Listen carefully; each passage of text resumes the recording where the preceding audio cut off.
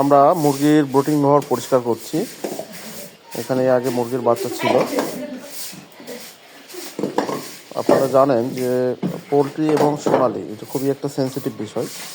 এখানে জীবাণুটা নিয়ন্ত্রণ করা এটা একটা অনেক বড় ব্যাপার।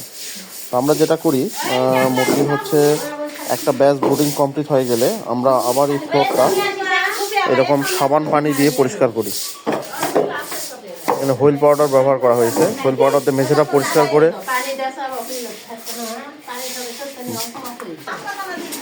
মেঝেটা এভাবে ক্লিন করার পরে এখানে ব্লিচিং পাউডার এবং চুন দেওয়া হয়।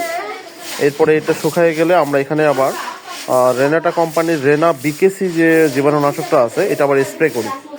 এরপরে এখানে তুষ দিয়ে বাকি প্রসিডিউরটা সম্পন্ন করা হয়। তো সেক্ষেত্রে আমাদের যেটা হয়, ব্রুডিং টাইমে মুরগির যে নিউমোনিয়া হয়, ব্রুডিং নিউমোনিয়া এটা হয় না। আমাদের কোনো ব্যাচে ব্রুডিং নিউমোনিয়া হয় না এবং মুরগিগুলো সুস্থ থাকে। তো যদিও এভাবে পরিষ্কার করাটা একটু কষ্টসাধ্য, কিন্তু মুরগির সুস্থতার জন্য চিন্তা করে এভাবে পরিষ্কার করা হয়। যে আমাদের মুরগি যারা দেখাশোনা করেন, ফিমেল এমপ্লয় যারা আছে তারা এটা পরিষ্কার করে থাকে।